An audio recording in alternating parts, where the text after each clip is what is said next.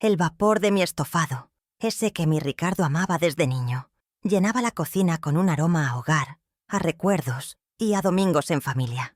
Me movía con cuidado entre la encimera y el horno, asegurándome de que todo estuviera perfecto para su cena, para sus amigos importantes. Fue entonces, en medio del tintineo de los cubiertos que Leticia pulía con desgana, que lo escuché.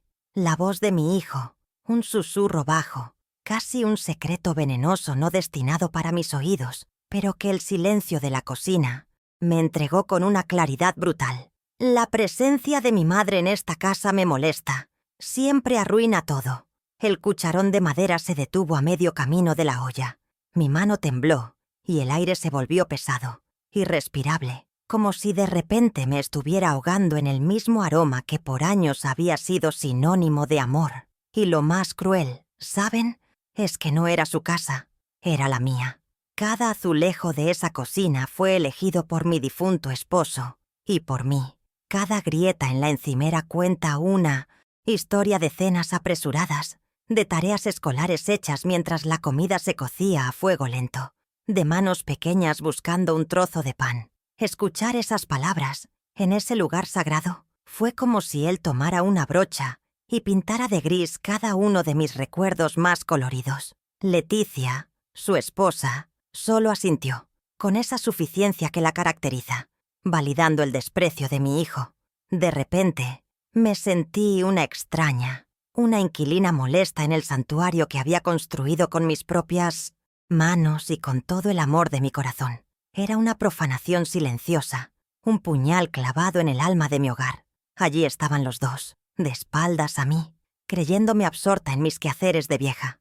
Ricardo, mi único hijo, el hombre que yo había criado para ser bueno y respetuoso, ahora convertido en un eco de su esposa, una mujer que medía el valor de las personas por el saldo de sus cuentas bancarias, la forma en que se inclinó para susurrarle a Leticia, como compartiendo una confidencia, vergonzosa, me dolió más que un grito. Era la conspiración de los que se creen superiores, la alianza forjada en el desdén hacia mis manos arrugadas y mi delantal manchado de salsa de tomate. Ella ni siquiera tuvo que hablar. Su silencio cómplice, su leve inclinación de cabeza, fue una sentencia. Me estaban juzgando y condenando en mi propia cocina, sin siquiera darme la oportunidad de defenderme. El impacto fue inmediato, un golpe sordo y helado en el pecho que me robó el aliento. No fue la rabia lo primero que sentí, sino una profunda y devastadora sensación de invisibilidad. Era como si me hubieran borrado, como si mi existencia entera se redujera a un estorbo, a un mueble viejo que ya no combina con la decoración moderna de sus vidas. Sentí cómo mis hombros se encorvaban, cómo el peso de mis 68 años caía sobre mí con la fuerza de una avalancha. Quise decir algo, gritarles que esa era mi casa, que yo era su madre, pero la voz se me anudó en la garganta, ahogada por una tristeza tan inmensa que no encontraba palabras para expresarla. Me convertí en un fantasma, testigo mudo de mi propia anulación. Todo esto, toda esta humillación, era por una cena, una simple cena para que Ricardo pudiera impresionar a su jefe y a unos clientes. Llevaba 2 días enteros cocinando, mis rodillas protestando con cada movimiento, mis manos oliendo a ajo y a cebolla, todo para que él pudiera lucirse, para que pudiera presentar una imagen de éxito y de familia perfecta. ¡Qué ironía tan cruel!, ¿verdad? Yo era la pieza fundamental de su teatro, la cocinera no remunerada, la tramoyista invisible, pero al mismo tiempo era el detalle imperfecto que, según él, arruinaba la escena. Quería usar mis dones, el sabor de mi comida que tanto elogiaba en privado, pero se avergonzaba de la mujer que los poseía.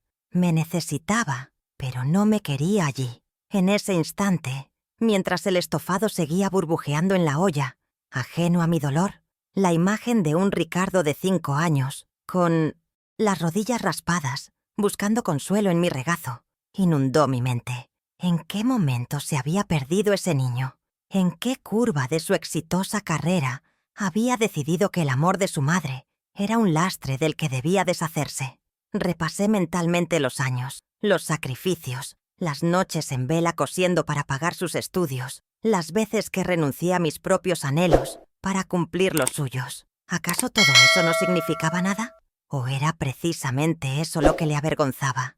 Quizás mi sencillez, mi vida dedicada a él, era un espejo que le devolvía una imagen de sus orígenes humildes, una imagen que ya no soportaba ver. Pero en medio de esa desolación, algo cambió. Dejé el cucharón sobre la encimera con un gesto lento, deliberado. No hice ruido. No derramé ni una lágrima. Una extraña calma, fría como el acero, comenzó a extenderse por mis venas. Levanté la vista y los observé, todavía de espaldas, ajenos a la transformación que estaba ocurriendo dentro de mí. Dejé de ser la madre herida para convertirme en una observadora silenciosa. Ellos creían que me habían vencido, que su susurro me había roto en 1000 pedazos, y quizás lo había hecho, pero a veces es de los fragmentos rotos que se construye la fortaleza más indestructible. En ese preciso momento, tomé una decisión. Ya no mendigaría respeto.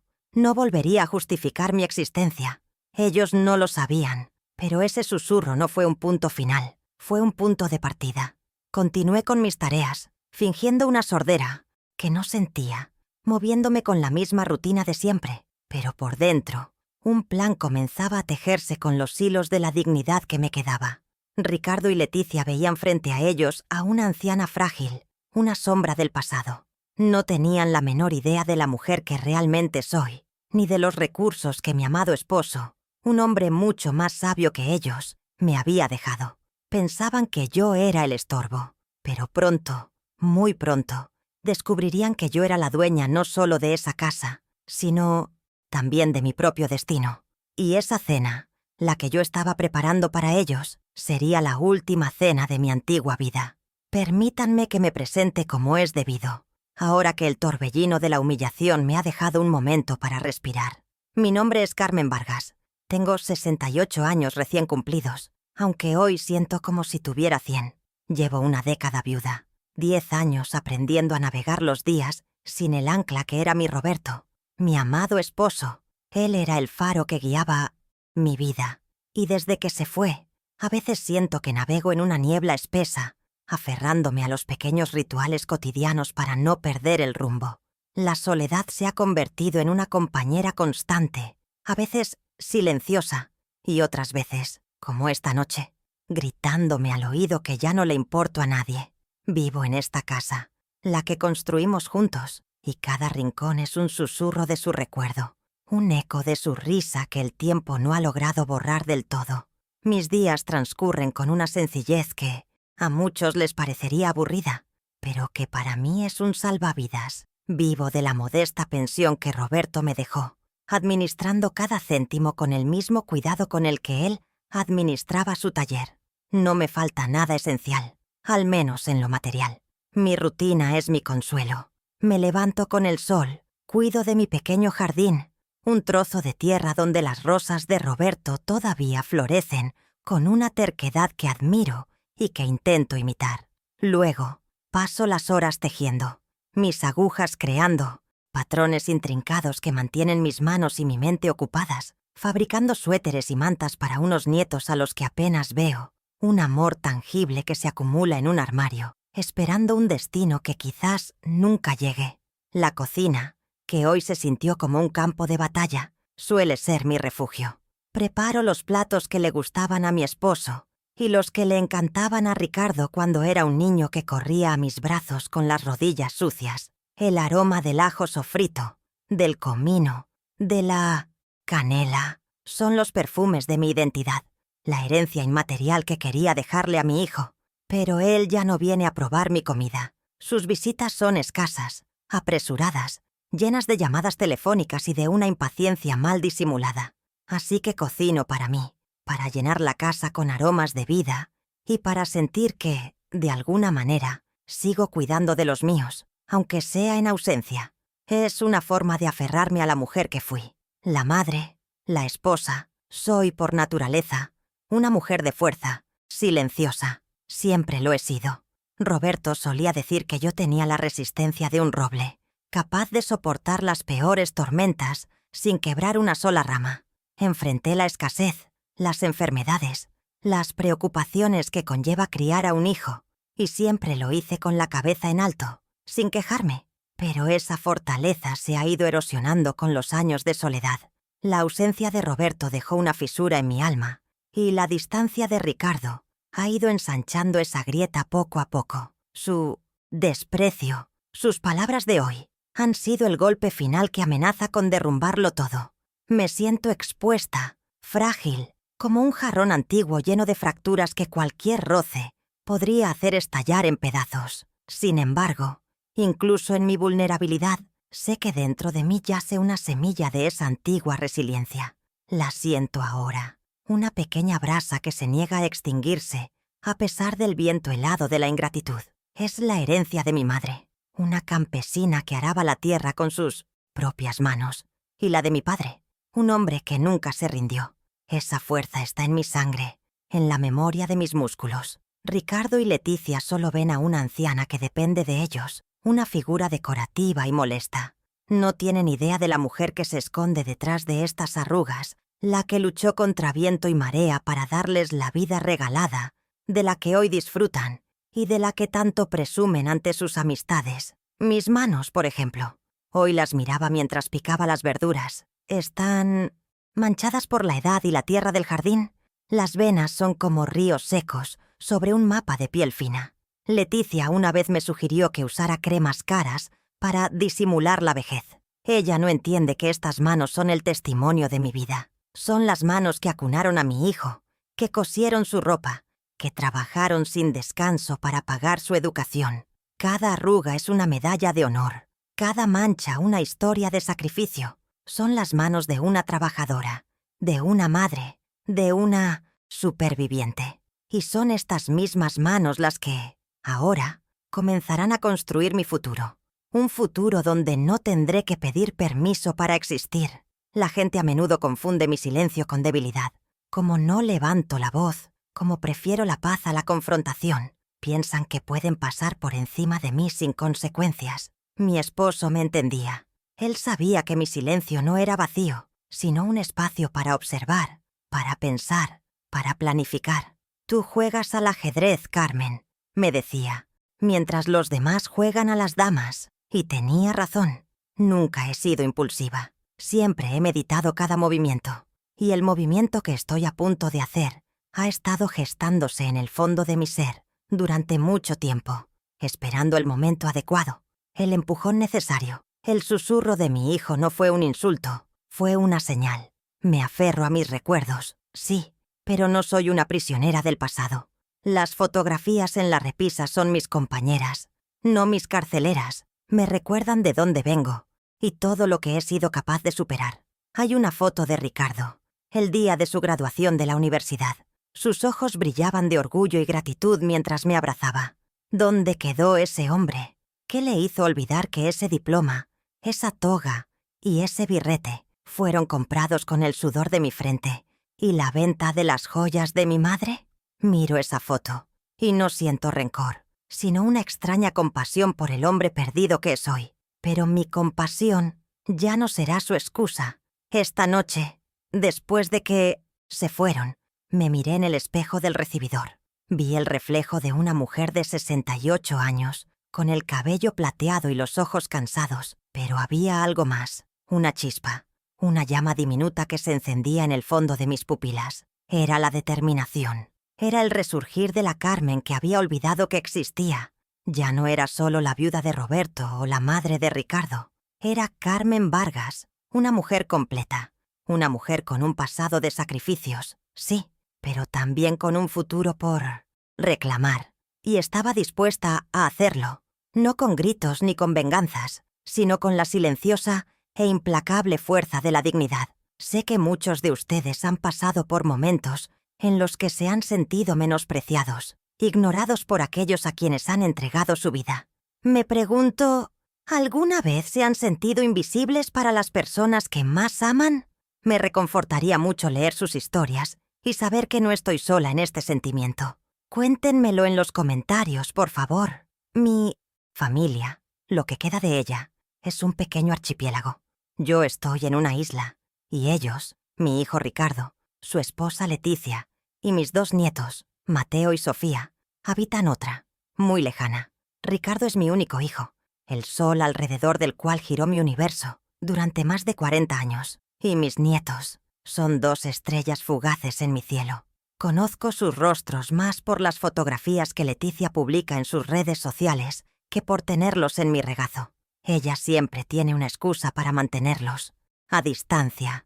Una tos, un deber escolar, un viaje improvisado. Sé que es ella quien construye el muro que nos separa, ladrillo a ladrillo, con el cemento de la indiferencia.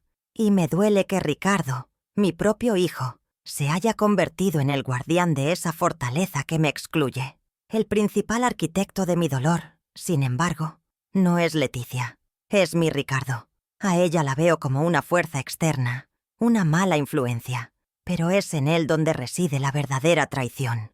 Leticia es predecible en su materialismo y su desdén, pero Ricardo, él conoce mi corazón, sabe cada sacrificio que hice, cada lágrima que derramé en silencio para que él pudiera ser el hombre que es hoy. Verlo transformado en este extraño de gestos calculados y palabras vacías es mi mayor fracaso. Se ha contagiado de la arrogancia de su esposa, adoptando sus valores como si fueran propios, y en el proceso se ha olvidado del niño que fue, del joven que soñaba con agradecerme todo, construyéndome una casa con un jardín más grande. Su motivación es la más triste y cruel de todas, la vergüenza. Ricardo se avergüenza de mí, de sus orígenes humildes, de esta casa que huele a guiso casero y no a ambientadores caros. Su éxito financiero, en lugar de traerle seguridad, le ha generado una profunda inseguridad. Teme que sus nuevos amigos, esa gente de apellido compuesto y sonrisa perfecta, descubran que su madre es una costurera y limpiadora jubilada. Cada vez que me mira, no ve a la mujer que le dio la vida, sino a una mancha en su impecable currículum social. Por eso me esconde, por eso me silencia, porque mi simple existencia es un recordatorio de que él no nació en la cuna de oro que ahora pretende haber forjado por sí solo. Nuestra relación no siempre fue este desierto helado. Recuerdo con una claridad dolorosa los años en que éramos un equipo. Cuando su padre murió, él se convirtió en mi apoyo, en mi razón para seguir adelante. Nos sentábamos en esta misma cocina y hablábamos durante horas. Me contaba sus sueños, sus miedos, y yo lo escuchaba, sintiendo que nuestro vínculo era irrompible. Cuando consiguió su primer trabajo importante, su primer sueldo lo gastó en un pequeño viaje para los dos. Fuimos a la playa, y en la arena me prometió que nunca se olvidaría de mí, que siempre estaría a mi lado. ¿Dónde quedaron esas promesas? Se las llevó el viento, supongo, junto con el sonido de las olas y el hombre que mi hijo solía ser. El cambio comenzó el día que Leticia entró en su vida. Al principio fue sutil. Las llamadas diarias se convirtieron en semanales. Las visitas de fin de semana se espaciaron.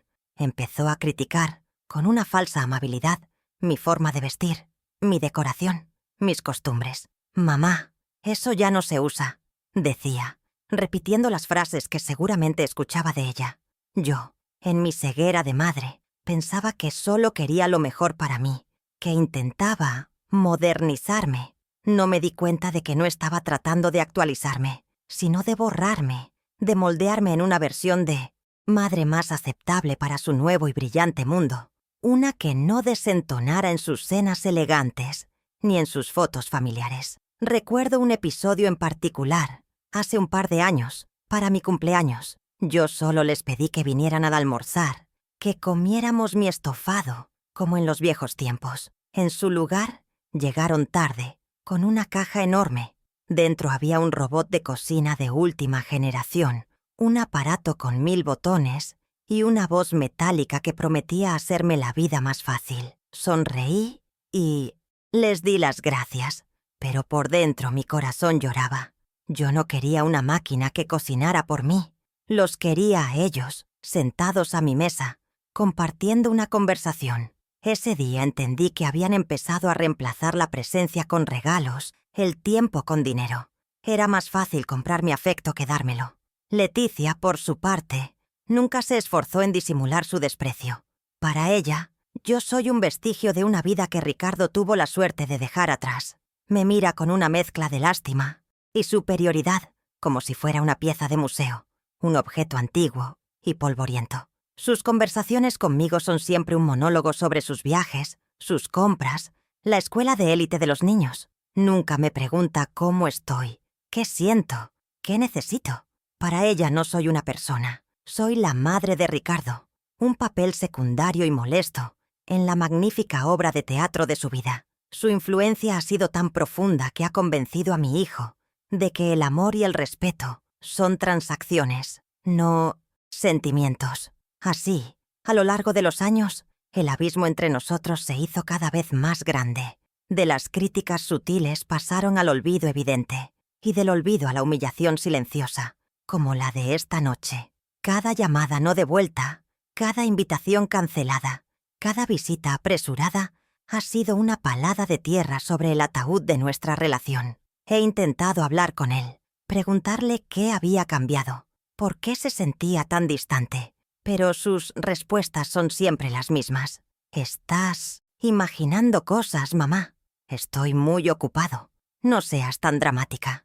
Me ha convertido en una anciana neurótica y quejumbrosa para no tener que enfrentar la verdad, que ha cambiado el amor incondicional de su madre por la aprobación condicional de un mundo superficial. El amor de una madre, dicen, es un océano sin fondo que no lleva cuentas de lo que da. Durante décadas, yo creí en esa filosofía con cada fibra de mi ser. Mi vida entera ha sido una larga cadena de renuncias, de poner las necesidades de mi hijo por encima de las mías, sin esperar nada a cambio. No buscaba monumentos ni placas con mi nombre. Solo esperaba, quizás ingenuamente, que en mi vejez recibiría un poco de calor, de respeto, el tranquilo reconocimiento de una vida entregada. Pero cuando escuchas que tu sola presencia es un estorbo, te das cuenta de que el libro de contabilidad, aunque invisible, existe, y que en mi columna del haber solo hay un saldo de desprecio. Es una deuda de gratitud que no solo no ha sido pagada, sino que ha sido declarada inexistente. Recuerdo el zumbido constante de mi vieja máquina de coser, mi compañera en incontables madrugadas. Mientras el resto de la ciudad dormía, yo estaba sentada en esta misma mesa, con la espalda encorvada y la vista forzada bajo la luz de una bombilla, remendando ajeno, confeccionando vestidos para otras mujeres, convirtiendo metros de tela en el pan de cada día y, sobre todo, en las mensualidades de la escuela de Ricardo. Mis dedos, a menudo, pinchados y doloridos, no solo cosían prendas, tejían un futuro para él. Un futuro donde él no tendría que conocer el cansancio que se me acumulaba en los huesos. Cada puntada era un peldaño en la escalera que yo construía para que él pudiera ascender muy por encima de mi humilde mundo. Pero la costura no era suficiente. Para pagar la universidad, una de las mejores del país como él soñaba, tuve que buscar un segundo trabajo. Me empleé como limpiadora en un edificio de oficinas en el centro. Recuerdo el olor a desinfectante que se impregnaba en mi ropa y en mi piel, la quemazón del cloro en mis manos. Limpiaba los lujosos despachos de hombres como el que mi hijo llegaría a ser, y mientras fregaba los suelos de mármol, soñaba con el día en que Ricardo estaría sentado detrás de uno de esos escritorios de caoba. Esa imagen me daba fuerzas para soportar el dolor de espalda, la humillación ocasional, la invisibilidad de ser la mujer que limpia lo que otros ensucian. Era un trabajo digno, me repetía, porque era el puente hacia su dignidad. La doble jornada me consumía. Llegaba a casa arrastrando los pies, con el cuerpo pidiendo a gritos un descanso que no podía darle. Cenaba algo rápido y me sentaba de nuevo frente a la máquina de coser, a veces hasta que los primeros pájaros anunciaban el amanecer. El sueño era un lujo que rara vez me permitía. Mi combustible era el café cargado y la visión de mi hijo con un diploma en la mano. Amigos y vecinos me decían que estaba haciendo demasiado, que me iba a enfermar, pero yo no escuchaba. Estaba en una misión. Una madre en una misión es la fuerza más poderosa de la naturaleza, capaz de mover montañas, o en mi caso, de sobrevivir con 4 horas de sueño durante años. En un cajón de mi armario, debajo de las sábanas de hilo que solo uso en ocasiones especiales, todavía guardo un viejo cuaderno. Está lleno de bocetos, de diseños de vestidos y faldas que soñaba con crear. Mi gran anhelo era abrir un pequeño taller, un lugar, con mi nombre en la puerta. Atelier Carmen. No era una ambición de riqueza, sino de realización. Quería tener un espacio donde mi creatividad pudiera florecer, donde pudiera enseñar a otras mujeres el oficio que tanto amaba. Era un sueño modesto, personal, un pequeño jardín que quería cultivar para mí misma. Pero los sueños de los hijos a menudo exigen que los de los padres se pongan en pausa, y el mío no fue la excepción. Cuando Ricardo fue aceptado en la Facultad de Ingeniería, supe que mi cuaderno de bocetos tendría que seguir guardado. Las matrículas eran una fortuna, y cada céntimo que ganaba estaba destinado a su educación. Cerré el cajón de mis sueños sin dudarlo ni un segundo, con la misma naturalidad con la que una madre se quita el pan de la boca para dárselo a su hijo. No lo sentí como un sacrificio, sino como una inversión de amor. Me prometí a mí misma que cuando él se graduara, cuando estuviera establecido, entonces sería mi turno. Pero mi turno es una estación que nunca parece llegar en el calendario de una madre como yo. El mayor sacrificio de todos, el que me partió el alma, fue cuando surgió la oportunidad de que hiciera un intercambio en el extranjero, algo que catapultaría su carrera. No teníamos el dinero. La única solución fue vender el pequeño terreno que mis padres me habían dejado en el pueblo. Mi única herencia, el último lazo tangible con mis raíces. Recuerdo el día que firmé los papeles en la notaría. La pluma pesaba 1 tonelada en mi mano. Sentí que estaba vendiendo una parte de mi historia, de mi identidad. Pero luego pensé en Ricardo, en el futuro brillante que le esperaba, y firmé. Le entregué mi pasado para que él pudiera conquistar su futuro. Él estaba eufórico. Por supuesto, me abrazó con lágrimas en los ojos y me prometió que me lo devolvería todo con creces, que un día me compraría una casa con un terreno 10 veces más grande. Yo solo le sonreí y le dije que su felicidad era mi única recompensa. Él se fue a otro país a aprender sobre puentes y estructuras, y su mundo se expandió hasta volverse infinito.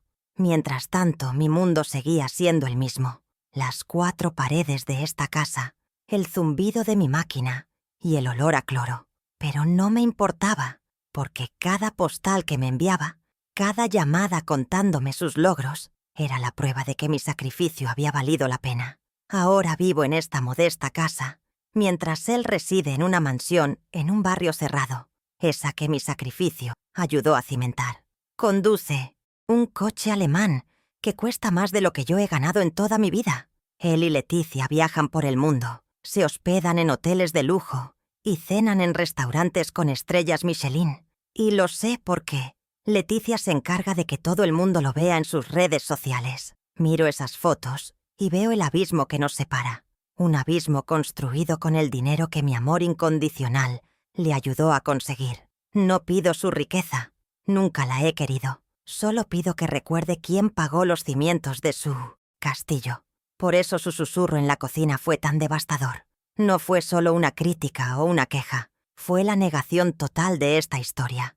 Al decir que arruino todo, estaba borrando de un plumazo cada noche sin dormir, cada dedo lastimado, cada sueño pospuesto, cada gramo de mi ser que invertí en él. Me convirtió en un error de cálculo en su perfecta ecuación de vida. No le pido que me pague con dinero el terreno de mis padres. Le pido que me pague con memoria, con respeto. Le pido que reconozca que la mano que ahora le estorba es la misma que lo levantó una y otra vez para que pudiera alcanzar las estrellas que ahora iluminan su cielo, pero que han dejado el mío en la más completa oscuridad. Mi Roberto era un hombre de pocas palabras, pero de una inmensa sabiduría. No tenía estudios universitarios como mi hijo, ni la labia para los negocios, pero poseía una visión del mundo forjada en el trabajo duro y la observación silenciosa. Él veía el valor donde otros solo veían óxido y abandono. Siempre se preocupó por mi futuro, por mi bienestar, mucho más allá de su propia vida. Carmen, el día que yo falte, no quiero que dependas de nadie, ni siquiera de nuestro hijo, me decía a menudo. Yo no entendía del todo su insistencia, creyendo que nuestro Ricardo siempre cuidaría de mí. Qué equivocada estaba, y qué acertado estaba él.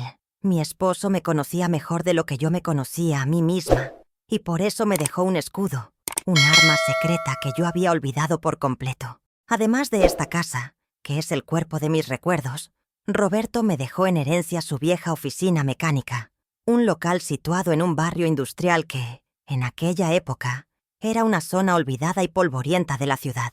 Ricardo apenas lo recuerda. Y para Leticia, simplemente no existe en su mapa de lugares elegantes. Para mí, era solo el lugar donde mi esposo pasaba sus días, un espacio impregnado de un persistente olor a grasa y metal, el santuario donde sus manos, fuertes y hábiles, daban nueva vida a motores cansados. Hace años que no voy por allí. En mi mente sigue siendo un edificio de ladrillo con un letrero descolorido. Un fantasma de una vida laboral que se extinguió junto con la de mi marido. Recuerdo sus palabras con una claridad que me estremece. Cuando se jubiló y finalmente cerró el taller, se negó a venderlo a pesar de las ofertas, que en ese entonces eran ridículas. «Este lugar, Carmen», me dijo poniendo la llave en mi mano, «es el futuro de nuestra tranquilidad». Yo pensé que era puro sentimentalismo, su apego al lugar donde había forjado nuestra prosperidad con sudor y esfuerzo. Nunca imaginé el significado literal y profético de esa frase. Él, con su inteligencia práctica, había visto los primeros movimientos de la ciudad, había escuchado los rumores de nuevos proyectos y supo con una certeza asombrosa que ese pedazo de tierra olvidado un día valdría una fortuna. Todos estos años, los documentos de esa propiedad han estado durmiendo en el fondo de un viejo baúl de madera en el desván. Un baúl que perteneció a mi abuela y que guarda los tesoros de mi vida. Mi vestido de novia, los primeros zapatos de Ricardo, las cartas que Roberto me escribía cuando éramos novios. Allí, en un sobre grueso y amarillento, está la escritura de la oficina, limpia, a mi nombre. Carmen Vargas, propietaria. Lo había olvidado, o quizás lo había archivado en un rincón de mi mente reservado para las cosas que no sabía cómo manejar. Para mí, eran solo papeles viejos. Hoy, mientras subía la escalera del desván, sentía que no iba a buscar un documento, sino a desenterrar mi poder. Junto a la escritura, había una carta. La letra de Roberto, firme y clara, llenaba la página. La escribió en sus últimos meses, cuando ya sabía que su tiempo se estaba acabando. En ella me explicaba todo. Sus conversaciones con un amigo que trabajaba en el ayuntamiento, los planos de expansión de la ciudad que había visto, su convicción de que la zona industrial se convertiría en un nuevo centro de negocios. «No lo vendas por necesidad, Carmencita», escribió. «Guárdalo como tu as en la manga. El día que necesites reconstruir tu vida o simplemente darte el lugar que mereces, esta será tu herramienta». Leer esas palabras hoy ha sido como escucharlo hablarme desde el más allá, dándome el permiso y el empuje que necesitaba.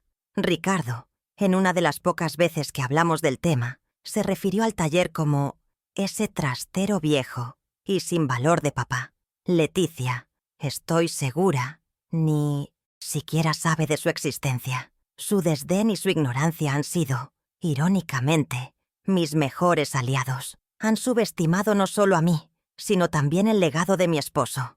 Creyeron que mi único patrimonio era esta casita y una pensión modesta.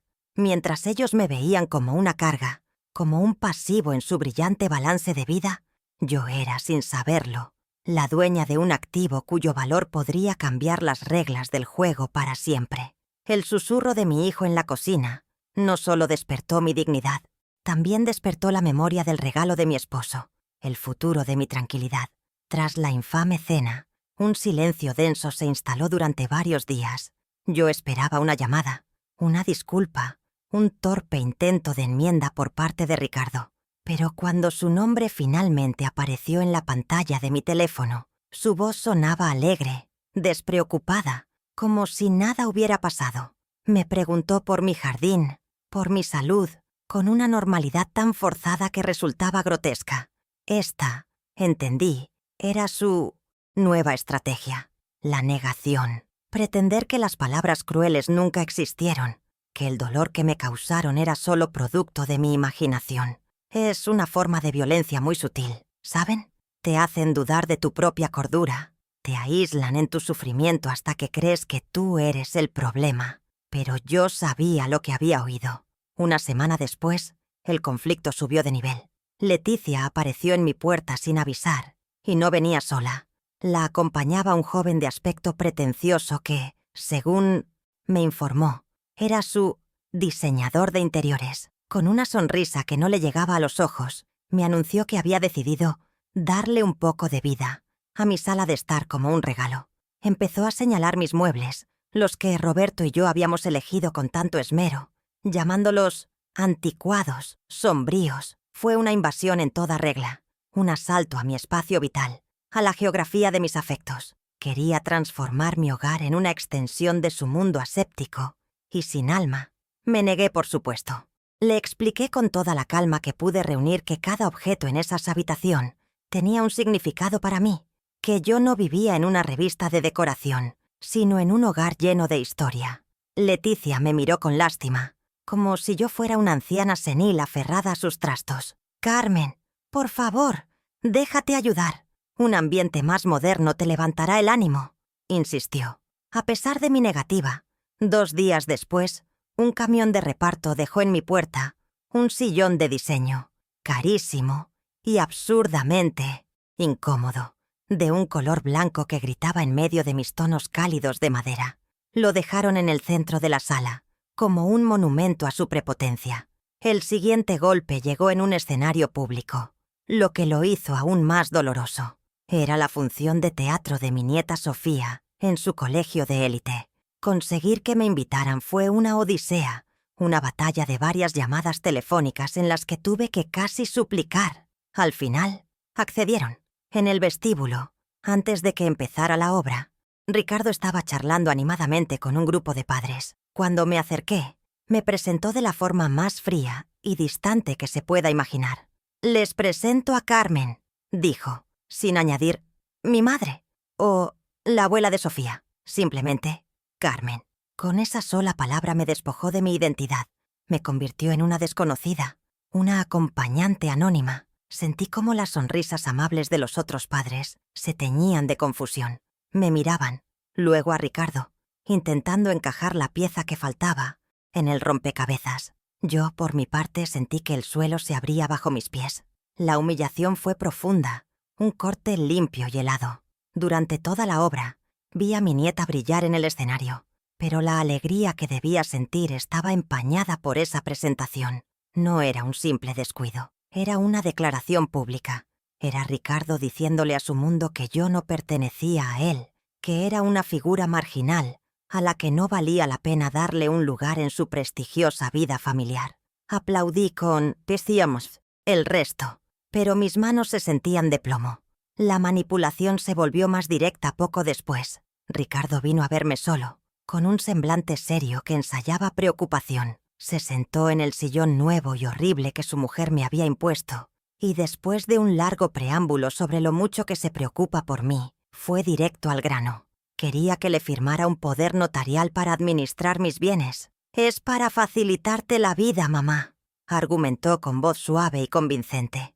«Así no tendrás que preocuparte por las facturas, por el banco. Yo me encargaré de todo». La propuesta, disfrazada de acto de amor filial, era en realidad un intento de tomar el control total. Quería anularme no solo emocionalmente, sino también legal y financieramente. Una alarma interna, estridente y clara, sonó dentro de mí. Vi sus intenciones con una claridad meridiana. No se trataba de mi comodidad, sino de su control. Quería tener acceso a mi pensión, a las cuentas de la casa y, aunque lo considerara un trasto viejo, a cualquier posible decisión sobre la oficina de su padre. Me estaban cercando, intentando despojarme de mi última parcela de autonomía. Sentí un escalofrío recorrer mi espalda. Mi hijo, mi propio hijo, no solo me veía como un estorbo, sino también como un activo que debía ser controlado. Una niña a la que hay que administrar porque ya no es capaz de hacerlo por sí misma. Era el insulto definitivo a mi inteligencia y a mi capacidad. Reuní toda la dignidad que me quedaba y lo miré directamente a los ojos. «Te agradezco la oferta, hijo, pero no es necesario». Todavía me las arreglo muy bien sola, le dije con una voz que, para mi sorpresa, sonó firme y serena. Pude ver un destello de irritación en su mirada, una chispa fugaz que rápidamente ocultó tras una máscara de decepción herida. «Como quieras, mamá. Solo intentaba ayudar», respondió levantándose. «Parece que ya no confías en tu único hijo». El chantaje emocional era tan obvio, tan burdo. Se victimizaba para hacerme sentir culpable por proteger mi propia independencia. Ese día, la venda que aún me cubría los ojos se cayó por completo. Los actos de desprecio se volvieron más frecuentes y casuales. Llegó mi cumpleaños y el teléfono no sonó. Ni Ricardo, ni Leticia, ni mis nietos me llamaron. Pasé el día entero esperando, con una tarta pequeña que había horneado para mí misma, y la esperanza menguando con cada hora de silencio. Al día siguiente no pude más y llamé yo. «Ay, mamá, perdóname», exclamó Ricardo, como si acabara de recordarlo. Con tanto trabajo, la reunión de Leticia, los niños, se nos pasó por completo. No hubo remordimiento en su voz, solo la molestia de haber sido descubierto en su negligencia. Olvidar mi cumpleaños no fue un descuido, fue un mensaje. Significaba que yo ya no ocupaba ni un pequeño rincón en sus ajetreadas mentes. Cuando intenté expresar mi dolor por todos estos episodios acumulados, me encontré con un muro de negación. Le hablé a Ricardo del poder notarial, de la presentación en el colegio, del cumpleaños olvidado. Su respuesta fue desestimar todos mis sentimientos. «Mamá, estás siendo demasiado sensible», me dijo con un tono condescendiente. «Siempre te tomas las cosas a mal. Estás exagerando. Inventas problemas donde no los hay».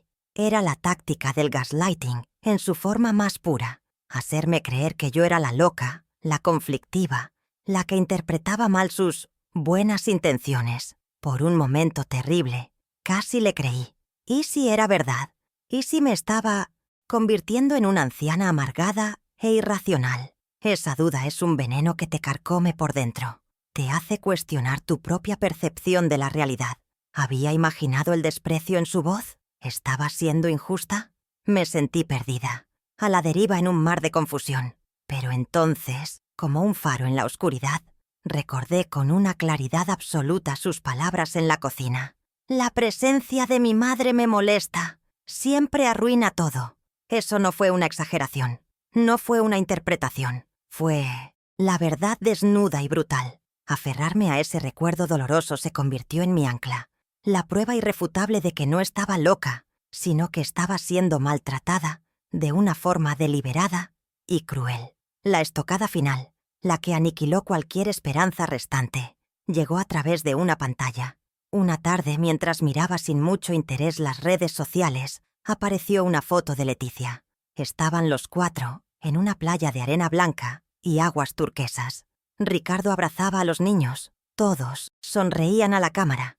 La imagen perfecta de una familia feliz. Estaban de vacaciones en algún paraíso tropical. Nadie me había dicho nada. Nadie me había invitado. El texto que acompañaba la foto era una daga en mi corazón. El mejor tiempo en familia. La exclusión era total, pública y pregonada a los 4 vientos para que todo el mundo lo viera. Ver esa imagen fue como recibir un golpe físico. Me quedé sin aire. Así que eso era la familia. Un club exclusivo de 4 miembros en el que yo no tenía cabida.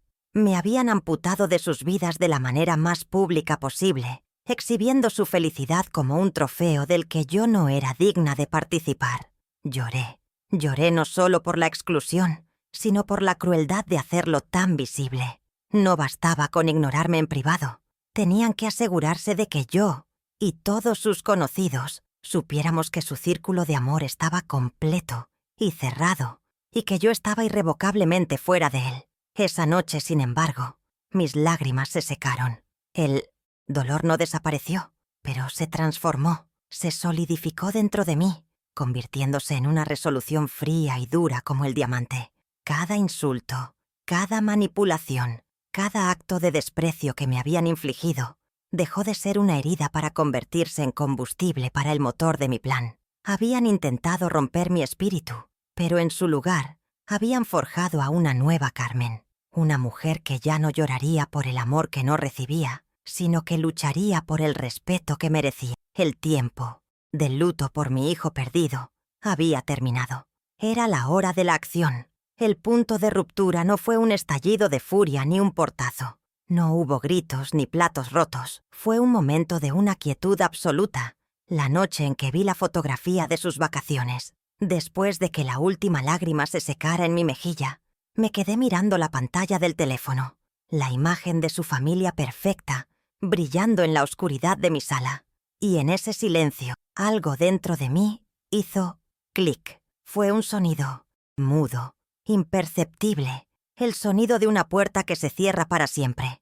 La puerta de la esperanza, la puerta de la espera. En ese instante dejé de ser una madre que suplicaba amor para convertirme en una mujer que reclamaría justicia.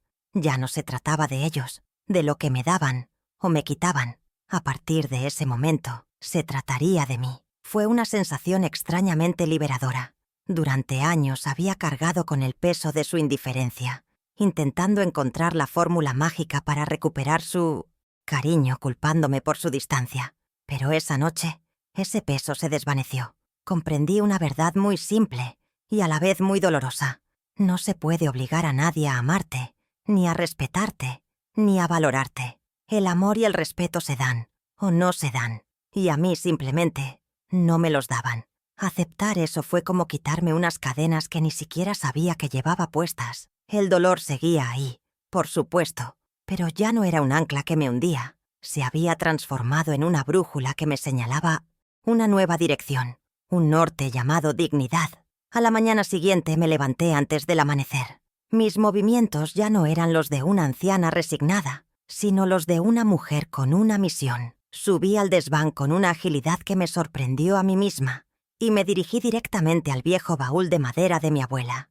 El olor a naftalina y a recuerdos me envolvió, pero esta vez no me detuve en las fotos ni en los vestidos viejos. Fui directamente al fondo y saqué el sobre grueso y amarillento que mi Roberto me había dejado.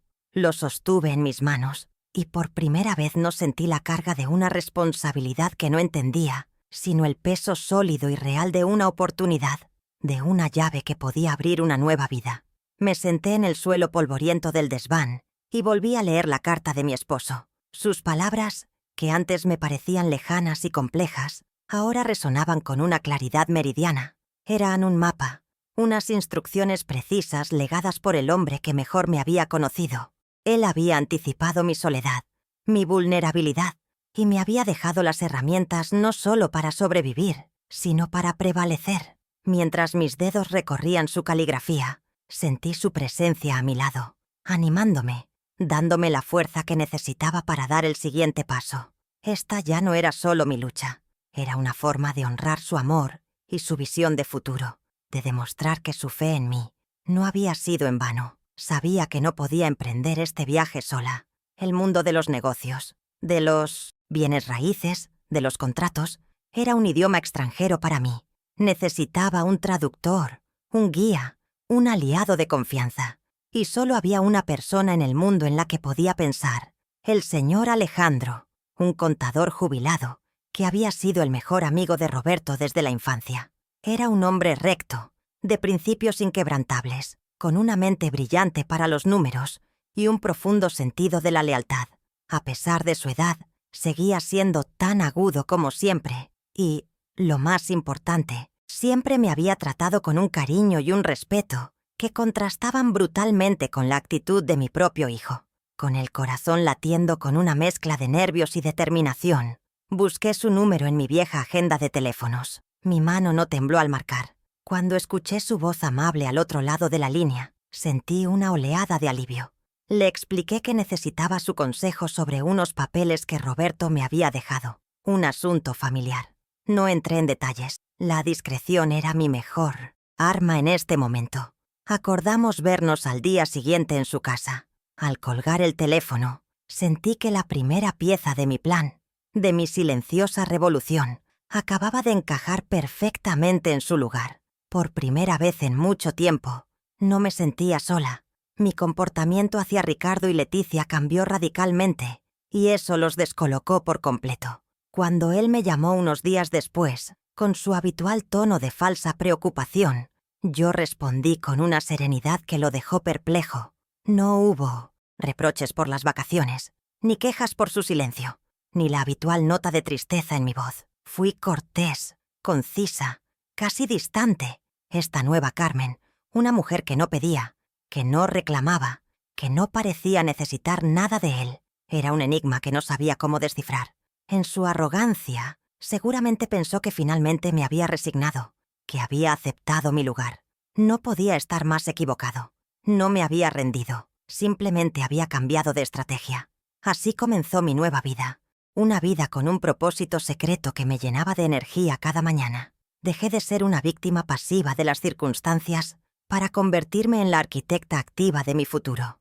Cada llamada que hacía, cada documento que leía, cada paso que daba en la dirección de mi plan, lo hacía en el más absoluto secreto.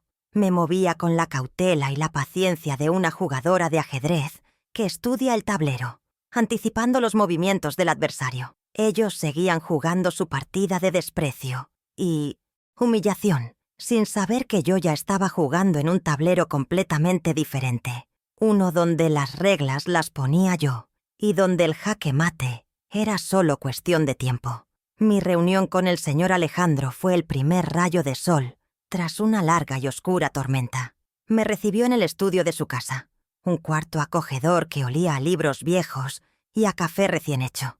Me sentí arropada por una sensación de seguridad que hacía mucho no experimentaba. Desplegué los documentos y la carta de Roberto sobre su escritorio de madera maciza, y mientras le contaba mi historia, la de la cena, la de las humillaciones, él me escuchaba. Me escuchaba de verdad, con una atención y un respeto que eran un bálsamo para mi alma herida. No me interrumpió, no me juzgó, solo asentía con la cabeza, sus ojos inteligentes reflejando una profunda empatía.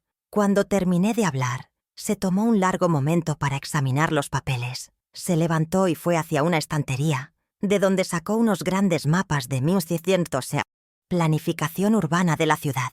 Los extendió sobre la mesa, junto a la escritura de mi taller, y empezó a comparar, a medir, a hacer anotaciones en un bloc de notas. El silencio se prolongó durante varios minutos, y yo contuve la respiración. Finalmente se quitó las gafas, las limpió con un pañuelo, y me miró con una expresión de asombro. «¡Carmen!», dijo, y su voz sonaba extrañamente solemne. «¿Eres consciente de lo que tienes en tus manos? Roberto no te dejó una oficina vieja, te dejó una mina de oro en el corazón del proyecto urbanístico más importante de la ciudad en los próximos 50 años. El aire pareció escaparse de mis pulmones. ¿Una mina de oro? La expresión sonaba tan ajena, tan fantástica, que mi primera reacción fue de incredulidad. El señor Alejandro, al ver mi desconcierto, comenzó a explicarme con paciencia. Me habló de recalificaciones de terrenos, de zonas de expansión comercial, de cómo las grandes constructoras estaban pagando fortunas por cada metro cuadrado de esa área. Sacó su calculadora e hizo unas cuentas rápidas. La cifra que escribió en el papel y deslizó hacia mí era tan absurdamente grande, con tantos ceros, que tuve que leerla 3 veces para asimilarla. Era más dinero del que mi familia, en todas sus generaciones, había visto jamás. Mi trastero viejo y sin valor era mi pasaporte a la libertad. Viendo que yo estaba abrumada, Alejandro tomó las riendas con una eficiencia admirable. «Lo primero es la discreción, Carmen», me advirtió. «Nadie, y menos tu hijo, debe saber de esto hasta que todo esté asegurado». Me explicó que el siguiente paso era contactar a un agente inmobiliario de confianza, alguien especializado en transacciones comerciales de alto nivel. Por suerte, él conocía a la persona perfecta, una mujer llamada Isabel Ríos, conocida en el sector por su profesionalismo implacable y su absoluta confidencialidad. Sin darme tiempo a dudar, cogió el teléfono y concertó una cita para nosotras dos esa misma semana. Sentí como si un general experimentado estuviera trazando mi plan de batalla. La reunión con Isabel fue otra revelación. Era una mujer elegante, de unos 50 años, con una mirada directa y una energía que imponía respeto. Me trató no como a una anciana desvalida, sino como a la dueña de una propiedad de inmenso valor. como a una empresaria. Estudió los documentos, escuchó mi historia y la valoración de Alejandro, y asintió. Su amigo no se equivoca, señora Vargas. De hecho, creo que su estimación podría ser incluso conservadora, afirmó.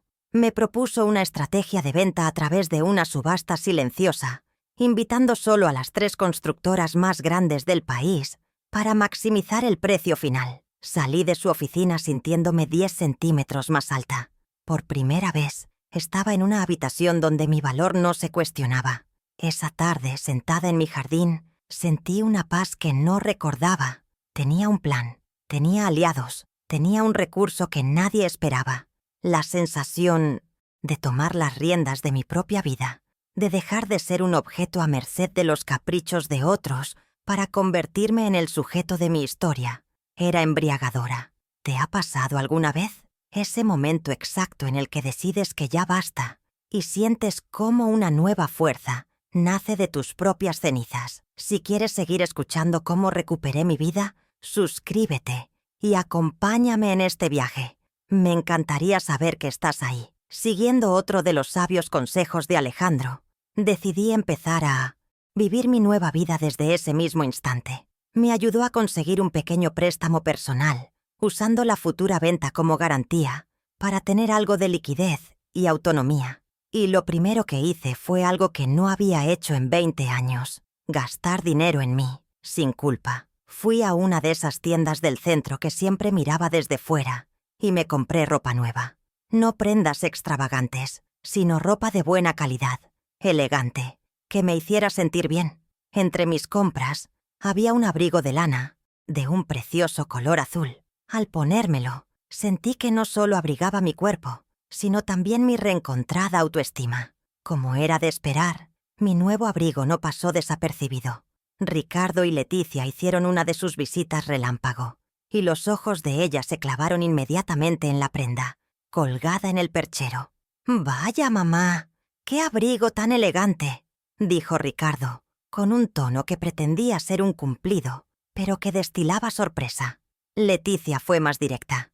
«Es muy bonito, Carmen», comentó, mientras lo tocaba como si estuviera tasándolo. «¿Te ha tocado la lotería o qué?» La pulla era evidente. En sus mentes, yo no tenía derecho a ese pequeño lujo. Debía seguir vistiendo mi ropa vieja, viviendo con mi pensión miserable, siendo la viejecita pobre a la que ellos, en su infinita generosidad, ayudaban. Me limité a sonreír, una sonrisa serena y un poco misteriosa que los desconcertó aún más. Una tiene que darse un gusto de vez en cuando, ¿no creen?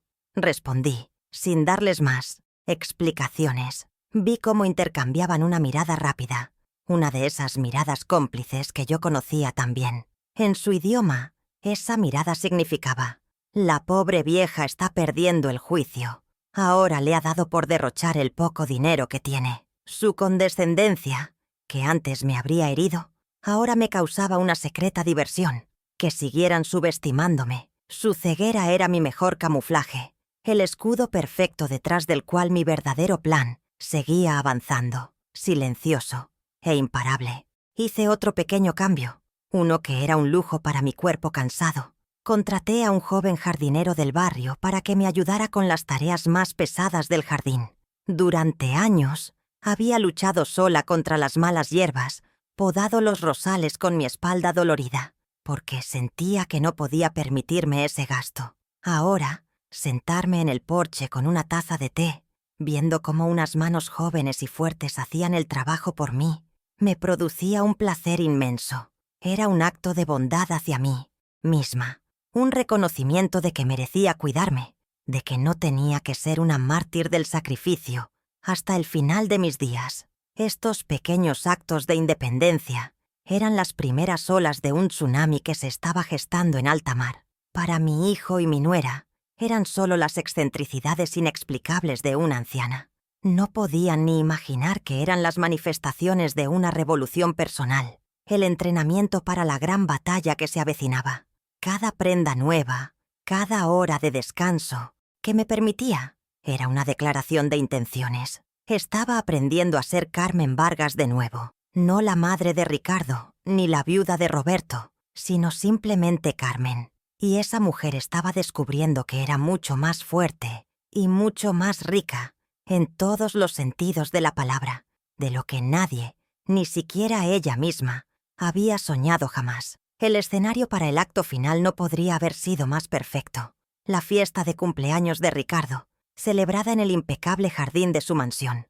Era un desfile de gente exitosa y sonriente, de vestidos caros y conversaciones superficiales. La música suave flotaba en el aire, mezclada con el tintineo de las copas de champán. Yo había llegado sola, vistiendo mi abrigo azul, y un vestido nuevo que me hacía sentir segura, casi invisible en mi elegancia discreta. Me mantuve en un rincón, observando el teatro de la opulencia que mi hijo había montado, sintiéndome como una espía en territorio enemigo, esperando pacientemente el momento preciso para actuar. Sabía que llegaría, porque la arrogancia de mi hijo siempre necesitaba un público. Y llegó. Después del pastel, Ricardo pidió la atención de todos para hacer un brindis. Sostenía su copa en alto, con Leticia a su lado, radiante de orgullo. Agradeció a todos por venir. Habló de sus logros empresariales, de su familia perfecta. Y entonces, su mirada se posó en mí, se acercó y, para sorpresa de todos, me rodeó los hombros con un brazo, en un gesto de falso cariño que me heló la piel. Y esta noche, quiero compartir con todos ustedes, nuestros amigos más queridos, una decisión familiar muy importante que Leti y yo hemos tomado, pensando en el bienestar de la persona que me trajo al mundo, anunció con voz pomposa. El silencio se apoderó del jardín. Todos los ojos estaban fijos en nosotros. Como saben, mi madre ha vivido sola durante muchos años, continuó, su tono volviéndose grave y paternalista, como el de un benefactor. Y aunque nos duele, hemos decidido que lo mejor para ella, para su seguridad y su tranquilidad, es que se mude a un lugar más adecuado. Hemos encontrado una comunidad para mayores maravillosa, con todos los cuidados que ella merece en esta etapa de su vida. Leticia asintió, con una expresión de compasión tan bien ensayada que podría haber ganado un premio. Estaba presentándose como el hijo abnegado, el que toma decisiones difíciles por el bien de su anciana madre. Un murmullo de aprobación recorrió a los invitados. ¡Qué buen hijo!, escuché decir a alguien. Pero antes de que Ricardo pudiera seguir regodeándose en su supuesta generosidad, yo me moví. Con un gesto lento y deliberado, retiré su brazo de mi hombro y di un paso al frente. «Perdona que te interrumpa, Ricardo», dije. Mi voz no era alta, pero resonó en el silencio con una claridad que cortó el aire. Todas las cabezas se giraron hacia mí.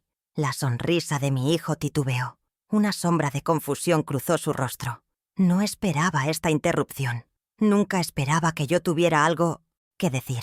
Lo miré fijamente y luego pasé mi vista por los rostros de sus invitados. «Mi hijo es un hombre muy considerado», comencé, y un matiz de ironía tiñó mis palabras. «Se preocupa tanto por mi bienestar que hace apenas unas semanas, en la cocina de mi propia casa, tuve la oportunidad de escucharle decirle a su esposa una frase que revela la profundidad de su afecto. Le dijo, pensando que yo no oía: «La presencia de mi madre en esta casa me molesta, siempre arruina todo». Solté las palabras lentamente, saboreando el impacto que causaban. El silencio se volvió tenso, incómodo. Pude ver el color desaparecer del rostro de Ricardo. Los murmullos ahora eran de sorpresa y desconcierto. Las sonrisas se habían congelado. Leticia parecía que iba a desmayarse. Dejé que la frase flotara en el aire un segundo más, permitiendo que la fealdad de la verdad se asentara sobre la belleza artificial de su fiesta. Había encendido una luz en medio de su teatro de sombras, y ahora todos podían ver la podredumbre que se escondía detrás del telón. Había expuesto su hipocresía, no con gritos ni acusaciones, sino simplemente repitiendo sus propias palabras. La verdad, a veces, es el arma más devastadora. Así que, como comprenderán, continué, mi voz inquebrantable, su conmovedora oferta de hoy me resulta, cuanto menos, innecesaria. Porque verán, yo no soy un estorbo al que hay que reubicar en un lugar más adecuado. Al contrario de lo que mi hijo piensa, soy perfectamente capaz de decidir sobre mi propia vida. Tan capaz que hace unos días cerré un pequeño negocio familiar. Vendí esa vieja oficina mecánica de mi esposo, esa que Ricardo siempre describió como un trastero viejo y sin valor. La mandíbula de mi hijo se desencajó. Pude ver en sus ojos el rápido cálculo, la incredulidad, el pánico al darse cuenta de su monumental error de juicio. Resulta que ese trastero, anuncié, disfrutando de su desconcierto, estaba en el lugar exacto donde una gran constructora quiere edificar su nueva sede corporativa. Con el producto de esa venta, ya he comprado una nueva y preciosa casa para mí. Pero eso no es lo más importante. Con la mayor parte de ese dinero, voy a cumplir el sueño que sacrifiqué para pagarle a mi hijo la universidad. Voy a fundar y a financiar una cooperativa de artesanía, un lugar donde mujeres de mi edad, a las que la sociedad a menudo considera un estorbo, podrán trabajar, crear y sentirse valiosas. La noticia de la cooperativa no era solo sobre el dinero.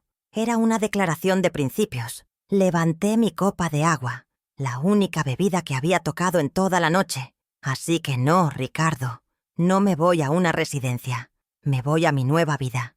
Y esta noche quiero proponer un brindis. Pero no por ti, hijo. Quiero brindar por el recuerdo de mi esposo, Roberto Vargas, un simple mecánico, pero un hombre con una visión y una decencia que a otros les falta. Un hombre que se aseguró de que su mujer siempre tuviera los recursos para ser independiente y digna, incluso cuando aquellos que tenían la obligación de cuidarla intentaron arrebatarle ambas cosas. El silencio que siguió fue la explosión más ruidosa que he escuchado en mi vida. Ricardo y Leticia estaban petrificados, humillados públicamente, sus máscaras de bondad hechas añicos a sus pies. Dejé mi copa intacta sobre la mesa más cercana. Dediqué un último y sereno vistazo a los rostros atónitos de los invitados, y sin decir una palabra más, me di la vuelta. Atravesé el jardín con la espalda recta y la cabeza en alto, dejando atrás las ruinas de su fiesta y de la mentira que había sido su vida. Cada paso que daba hacia la salida no era una huida, era una coronación. Estaba caminando hacia mi libertad. Las consecuencias de aquella noche no se hicieron esperar. Según me contó el señor Alejandro, a quien no se le escapa nada en esta ciudad, la fiesta de Ricardo se desmoronó tras mi partida.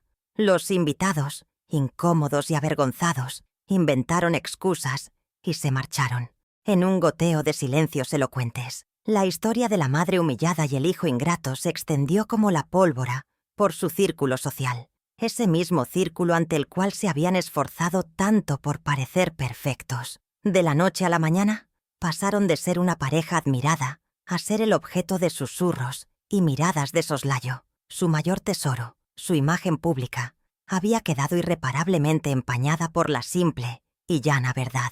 La pérdida más devastadora para ellos, sin embargo, no fue la social, sino la simbólica. Perdieron el poder que ejercían sobre mí. El castillo de su superioridad, construido sobre la base de mi supuesta dependencia y fragilidad, se había derrumbado estrepitosamente. Ya no podían mirarme por encima del hombro.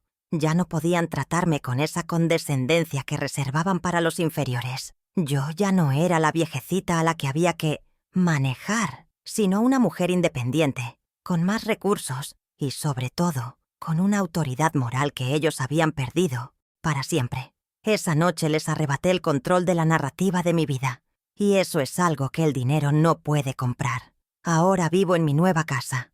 No es una mansión ostentosa como la de ellos, sino un hogar. Tiene grandes ventanales por los que entra el sol a raudales y un pequeño jardín donde he plantado mis rosales y mis hierbas aromáticas. He decorado cada rincón a mi gusto, mezclando los muebles de Roberto que tanto amo con piezas nuevas y cómodas que he elegido yo misma. Es mi santuario, un espacio que respira paz y que refleja quién soy. Cada mañana me despierto con el canto de los pájaros en lugar de con la pesada carga de la soledad. Me ha costado casi 70 años, pero finalmente he encontrado mi lugar en el mundo, un lugar que es enteramente mío. Y luego está la cooperativa, mi verdadero orgullo. La hemos llamado Manos de Plata. Es un taller amplio y luminoso, siempre lleno del sonido de las risas, las conversaciones y el suave ronroneo de las máquinas de coser. Somos 20 mujeres, todas de mi generación, todas con historias de vida, con talentos que la sociedad había decidido archivar. Juntas, creamos bolsos, mantas, ropa para niños, productos artesanales que se venden en las mejores tiendas de la ciudad. No soy solo la fundadora, soy una más. Enseño lo que sé, aprendo de ellas, y juntas hemos construido más que un negocio. Hemos tejido una nueva familia, una red de apoyo y amistad basada en el respeto mutuo. Mi espíritu ha renacido. La mujer, triste y vulnerable que se sentía invisible, ha dado paso a esta nueva Carmen, una mujer que se levanta cada día con un propósito. El profundo dolor de la traición de mi hijo no ha desaparecido por completo. Anida en un rincón de mi corazón como una cicatriz, pero ya no define mis días. Ahora mi vida está llena de nuevos rostros, de nuevos proyectos, de la satisfacción de ver cómo nuestro trabajo es valorado. He descubierto que la mejor cura para un amor que te hiere no es el odio, sino encontrar nuevos amores, nuevas pasiones, nuevas razones para celebrar la vida. Y yo, ahora, tengo muchísimas razones. Ricardo ha intentado contactarme, por supuesto. Al principio sus mensajes eran airados, acusándome de haberle humillado. Cuando se dio cuenta de que su ira no funcionaba, cambió de táctica. Empezó a enviar mensajes de disculpa, largos párrafos llenos de justificaciones y excusas. Hablaba del estrés, de la mala influencia de Leticia, de lo mucho que se arrepentía, pero en sus palabras no percibía un arrepentimiento genuino, sino el pánico de alguien que ha perdido el control y quiere recuperarlo. Sus disculpas no nacían del corazón, sino del ego herido y del miedo a las consecuencias sociales. No he respondido a ninguno de sus mensajes, salvo a uno. Hace unos días le escribí una sola frase. Necesito tiempo, Ricardo. Si algún día estás dispuesto a hablar de verdad, sin justificaciones, mirándome a los ojos y reconociendo el daño que hiciste, tal vez yo esté dispuesta a escuchar. No he cerrado la puerta del todo, porque una madre nunca puede hacerlo, pero he cambiado la cerradura. Ahora, la llave la tengo yo. Una posible reconciliación ya no depende de mi capacidad para perdonar, sino de su capacidad para merecer ese perdón. Las condiciones, por primera vez en nuestra vida, las pongo yo.